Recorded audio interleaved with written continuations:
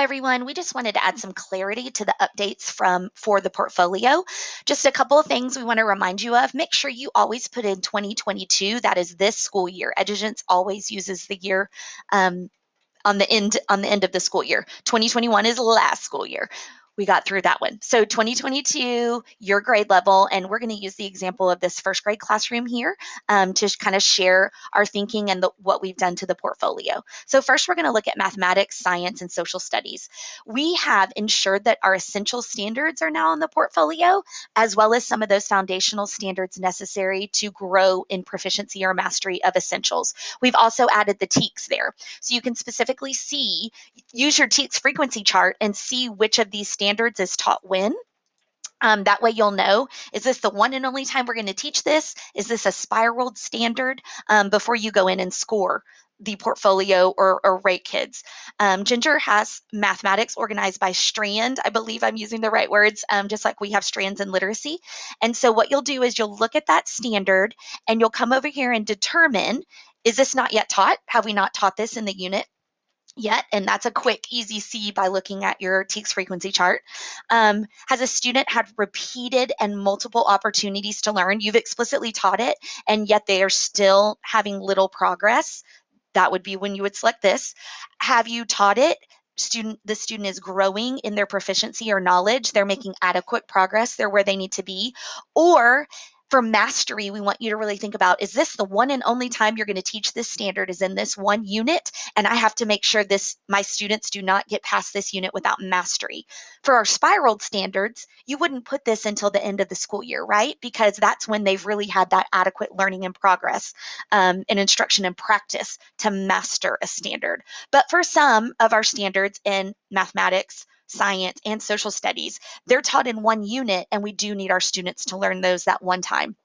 So that is when a mastery rating would be appropriate. So let's go back now and look at our literacy.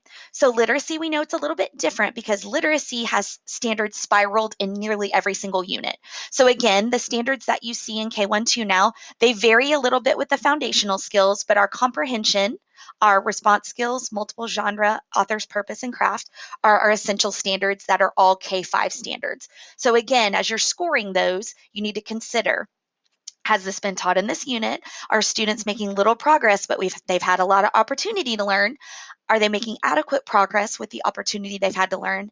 And mastery, really need to think about, have they mastered this standard for the end of the school year? Because our essentials in literacy, again, go just about every unit and kindergarten through fifth grade.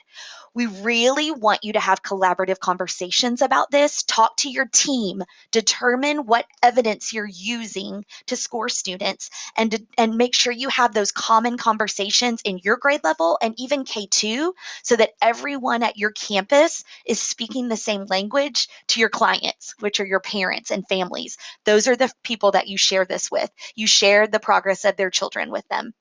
And we just want to make sure that you guys are all having that common language and common understanding so that when you explain to parents, it's okay, we've only learned 25 high frequency words so far, they're making adequate progress. Or we've learned 25 high frequency words and your child still only knows 2, so we're still going to work really hard on that. Don't be alarmed. It's the beginning of the school year. We know where we need to go from here. The last thing I want to touch on is alphabetic knowledge and high frequency words is no longer in the literacy portfolio as a specific assessment. If you give those to your students, that's fine because you really want to know exactly what words they're using. You know, the words we have on the planner are those Jan Richardson words, and they are aligned to our reading record assessment. So they tell you which words the children need to be able to read in order to read the text on each level up through level I. Really consider, what are you using to score this, and as long as you are all using the same type of assessment and having that common understanding within your grade level, you'll be great.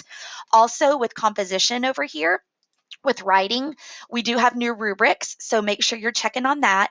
And please remember that your level, your accuracy, your comprehension, and fluency all come from your reading record assessment. Fluency is the rubric score. You do not need to time your students anymore. Even in first grade, you do not need to time your students anymore. Let us know if you have any questions. Thanks.